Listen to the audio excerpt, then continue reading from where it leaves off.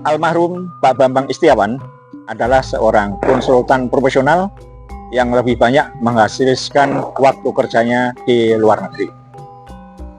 Bosan dengan kehidupan di berbagai kota besar yang fisik, sibuk, dan panas, almarhum Pak Bambang punya cita-cita, ingin menikmati hari tua setelah pensiun, ingin membangun rumah di pinggir hutan, sehingga terasa lebih segar, sejuk, dan damai.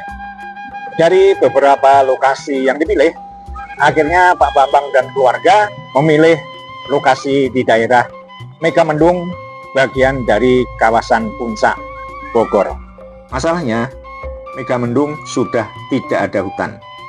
Saking kepengennya membangun rumah di pinggir hutan, tahun 2000 keluarga Pak Bambang Istiawan memutuskan untuk membangun hutannya sendiri dengan biaya sendiri.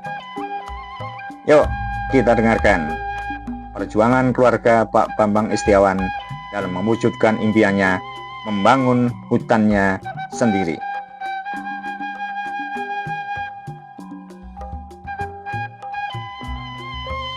Kita membeli lahan ini dari masyarakat dari 2000 meter sampai 30 hektar. Kondisi lahan ini yang sangat kritis, tidak ada pohon satupun dan sangat gersang. Alang-alang lebih tinggi dari ibu. Lu datang ke sini itu tidak ada mata air, tidak ada air. Jadi ibu bawa dari mobil dari atas, ibu bawa perosa, isinya air. Dalam satu pohon 1 gelas seperti ini disiram. Jati ibu tanam semua tanam. Akhirnya setelah 2 tahun timbullah mata air. Ini adalah mata air pertama. Dulu kita tidak punya mata air. Setelah kita nanam jati, nanam sungkai, nanam semua tanaman keras yang kita tanam, keluarlah mata air. Inilah mata air pertama. Karena ini kalau tidak ada pohon-pohon seperti ini mata airnya tidak ada.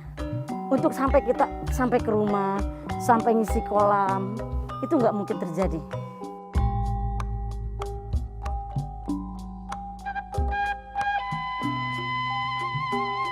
Ini bermacam-macam pohon di sini kita tanam. Dominannya di sini adalah pohon endemiknya Jawa Barat. Seperti rasa mala, puspa yang sudah tidak ada lagi. Dan ini pohon di sini hampir seluruh Indonesia, meranti seluruh Indonesia ada di sini. Karena di sini bukan untuk daerah hutan ya. Jadi ini memang dari tanah yang gundul sudah menjadi hijau dan seluruh pohon ada di sini. Hampir seluruh Indonesia ada di sini.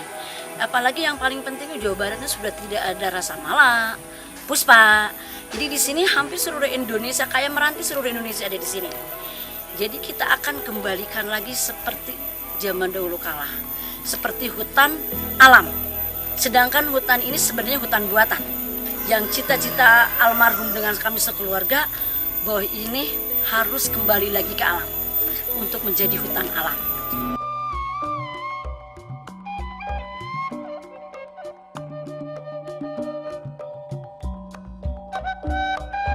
Rencana ini 2019 sampai 2020, mudah-mudahan hampir orang mengetahui bahwa di sini ada hutan. Orang datang tuh ke sini niatnya untuk belajar tentang pohon, tentang agroforestry, tumpang sari, pohon dengan sayuran.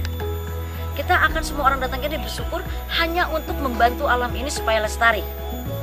Kedepannya seperti itu. Kayaknya orang misalkan kunjungan dari mana, dari sekolah, dari orang dinas, orang perusahaan, siapapun aja boleh berkunjung ke sini untuk belajar bersama. Ini kedepannya yang harus kita pikirin. Kalau orang datang ke sini, berarti orang membantu alam di sini untuk menghutankan kembali itu supaya lestari ke depannya.